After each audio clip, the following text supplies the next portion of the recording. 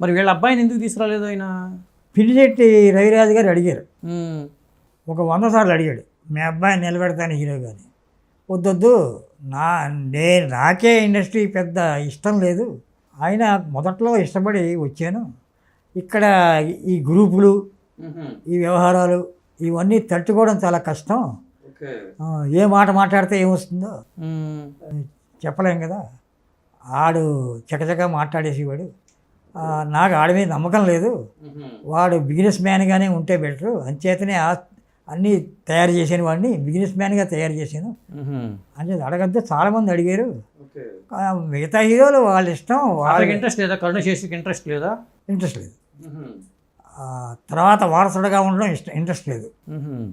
మిగతా హీరోలు అందరూ కూడా వారసులను తెచ్చుకున్నారు, రామారావు దగ్గర నుంచి, నాగేశ్వర దగ్గర నుంచి, కృష్ణరాజు దగ్గర నుంచి కూడా వారసులు వచ్చినట్టే కదా, ప్రభాస్ తమ్ముడు కొడుకే కదా, ఈయనకి ఒకరికి వారసులు లేరు, ఈయనతో ఇండస్ట్రీ. ఇప్పుడు కొత్తగా బోర్డు కూడా పెట్టేశారు, సినిమా వాళ్ళు ఎవరు మా ఇంటికి రావద్దు, ఏ ఇంటర్వ్యూలు లేవు. పెట్టారు, బోర్డు పెట్టేశారు అక్కడ లోపల బోర్డు పెట్టి చెప్పేస్తాడు, లోపలికి వెళ్ళినవాడు ఫోన్ చేస్తే చెప్పేస్తాడు. నేను యజ్ఞమూర్తిని రికమెండ్ చేస్తేనే వాళ్ళు నా పేరు చెప్పకుండా చెప్పమని చెప్తే ఎవరు, నేను సినిమా వాళ్ళని ఎలవలేదండి, ఓకే నాకే ఎలవలేదు, నేనే వెళ్ళను కదా అసలు, వాళ్ళంతా బిజినెస్లు చేసుకుంటున్నారు, ఆయన రియల్ ఎస్టేట్ వ్యాపారం చేసుకుంటున్నాడు, ఇంటి ఎదురుకుండానే చాలా పెద్ద ఒక చూడలేదు కానీ 7 అంతస్తులు 8 అంతస్తుల బిల్డింగ్ కట్టి రెంట్కి ఇచ్చాడు. ఆయన చాలా బిల్డింగ్లు ఉన్నాయి, 70. ఎంతమంది కొడుకులు కరుణశేషికి? కరుణశేషికి 2 కవల పిల్లలు. విషయం ఏంటంటే, ఆశ్చర్యకరమైన విషయం ఏంటంటే, సోమరావు గారు వీరాభిమన్యు యాక్ట్ చేస్తున్న టైంలో కరుణాశేషు పుట్టాడు, నెక్స్ట్ మృదుల ఫస్ట్ అమ్మాయి, రెండో అమ్మాయి ప్రశాంతి, మూడో అమ్మాయి నివేద,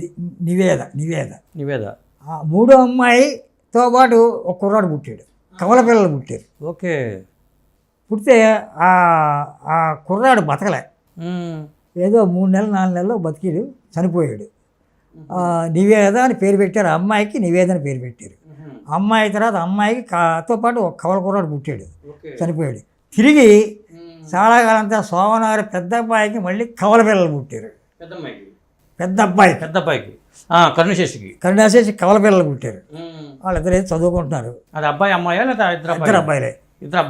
ఒక అబ్బాయికి అయితే పెళ్లి చేశారు, రెండోవాడు చేయాలనుకుంటాను. ఓకే, అది పరిస్థితి. అంటే విశేషం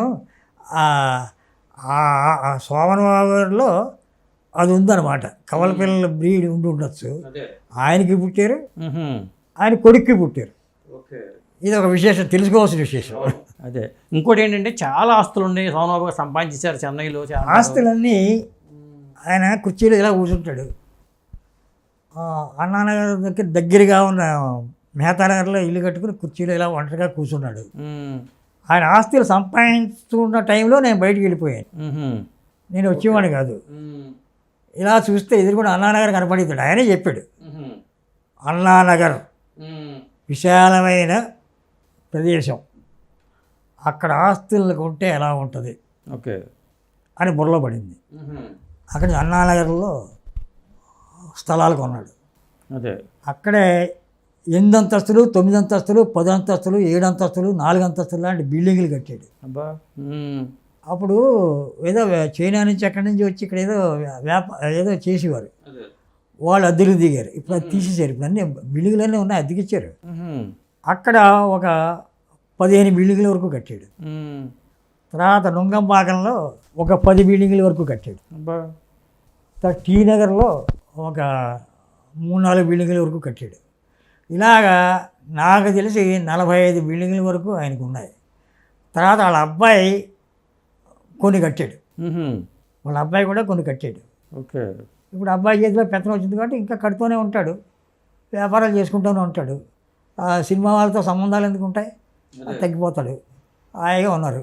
సినిమాలు దూరం అయిపోయిన ఫ్యామిలీ అదొకటే కనపడుతుంది. తర్వాత ఏచురుగాడు మా నాన్నకి సేవ చేశాడు, ఆడికి ఏదైనా ఇవ్వాలి, ఆడ బాధలు పడుతున్నాడు, ఇలాంటి ఆలోచనలు వాళ్ళకి రావు కదా.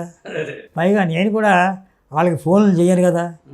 నేను ఒకసారి ఫోన్ మానేస్తే మళ్ళీ తిరిగి నేను జీవితకాలం ఫోన్ చేయను. ఓకే.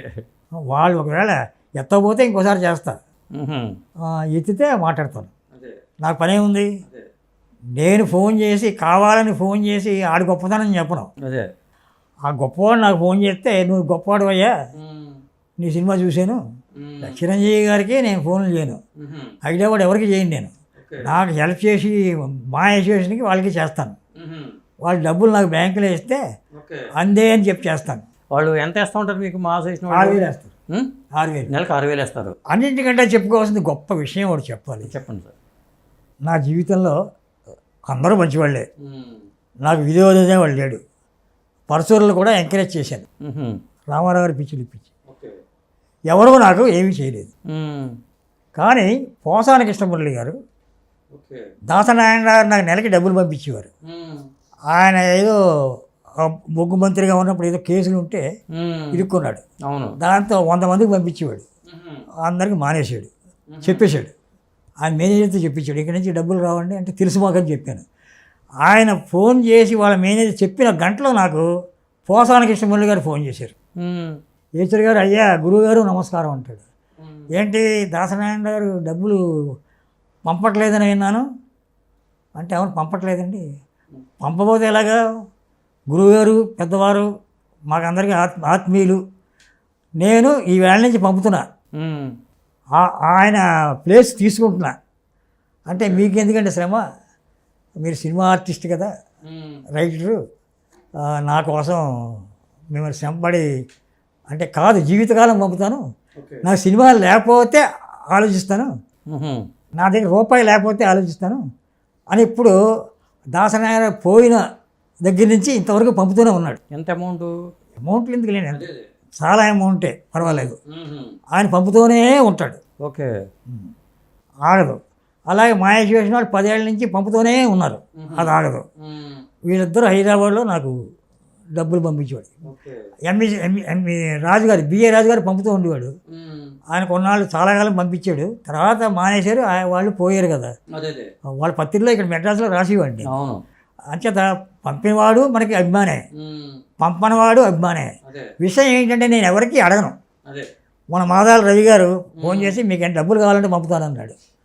ఆ అవసరం ఉండకపోవచ్చు అన్నాను, పంపండి అనే తత్వం నాకు లేదు.